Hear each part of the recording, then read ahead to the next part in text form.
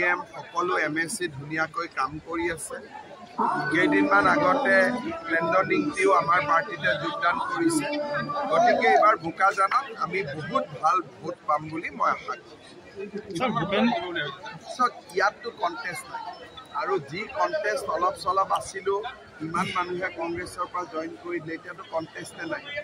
গতিকে গ'লকিপাৰ নোহোৱা জেগাত কিমান গ'ল দিব পাৰে এইটো তেওঁলোকৰ কথা। কাৰ্বি আংলঙত এইবাৰ 80% ল'ৰা ছোৱালী মেট্ৰিক পাছ কৰিছে।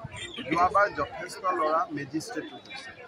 মইতো কাৰ্বি আংলঙৰ ল'ৰা ছোৱালীবিলাকক কৈ আছোঁ যে যেনেকৈ এতিয়া আমাৰ 50,000 ৰিক্ৰুটমেণ্ট, 7% হিলছ ট্ৰাইব ৰিজাৰ্ভেশ্যন আছে। কাৰ্বি ল'ৰাসকলে আগতে ষ্টেট গভৰ্ণমেণ্টৰ চাকৰিত এপ্লাই নকৰিছে। মই তেওঁলোকক কৈ আছোঁ যে সকলোৱে আবেদন কৰিব লাগে, কাৰণ অকল কাৰ্বি আংলঙতে নহয়, গোলাঘাট, নগাঁও চবতে চাকৰি আছে। হিলছ ট্ৰাইবৰ পষ্টবিলাক খালী হৈ থাকে। গতিকে সেই সজাগতাটো আমি আনিবৰ কাৰণে চেষ্টা কৰি আছোঁ। আৰু বাকী কমিউনিটি অসমত তেনেকুৱা কোনো কথা নাই, চব কমিউনিটি এপ্লাই কৰিব। ভূপেন বৰাই আপোনাক প্ৰত্যাহ্বান জনাইছে। এতিয়া 5 বছৰ হোৱাৰ পিছত পষ্ট গ্ৰেজুৱেট আছে। এই বছৰ আমি ডিফু মেডিকেলত পষ্ট গ্ৰেজুৱেট এপ্লাই কৰিছোঁ। এখন মেডিকেল কলেজ কমপ্লিট ডাঙৰ হওঁতে 10 বছৰ লাগে, কাৰণ প্ৰথম 5 years MBBS, তাৰ পিছৰ বছৰ MCI পষ্ট গ্ৰেজুৱেট খুলিব দিয়ে, যিবিলাক ব্ৰাঞ্চ আছে।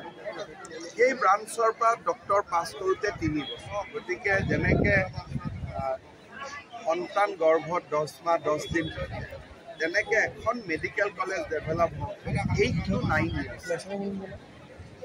সেইটো এটা তাৰ চাইকেল, সেইটোক আমি সৰু কৰিব পাৰোঁ।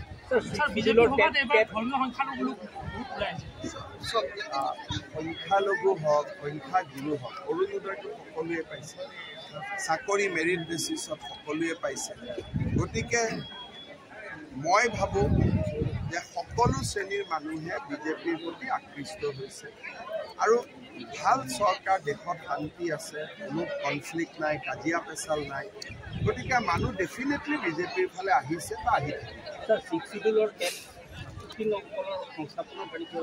টেটত 6 শিডিউলত যিমান চাকৰি আছে তেওঁলোকে নিজেই দিব পাৰে। যিমানে টেট পাছ কৰিব, কিমান পোষ্ট আছে এইটো কাউন্সিলে জানে। আমাৰ কাউন্সিলে তেওঁলোকৰ ৰিক্ৰুটমেণ্ট দিব পাৰে। আমাৰ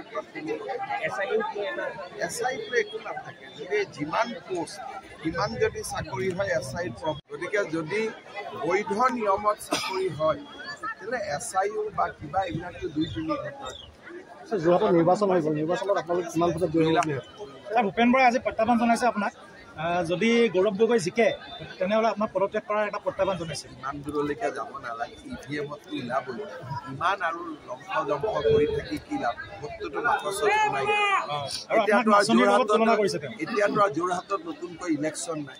আমি যিমানে লম্ফ জম্ফ কৰি নাথাকোঁ কিয়, ইলেকশ্যন আৰু নতুনকৈ বাকচটো খুলিব নেকি? ইলেকশ্যনৰ পিছত ফলাফল কি হ'ব? ভাল হ'ব। আপোনালোকে নিজেই ফিল্ডত থাকে আৰু মোক সোধাতকৈ মইহে আপোনালোকক সুধিব লাগে ফলাফল কি হ'ব।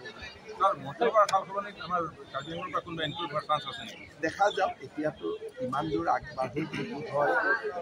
ইলেকশ্যন ৰিজাল্ট দিব 4 জুন, সংকটন হ'ব আগষ্ট ছেপ্টেম্বৰ। তেতিয়ালৈকে ব্ৰহ্মপুত্ৰ দি বহুত পানী বৈ যাব।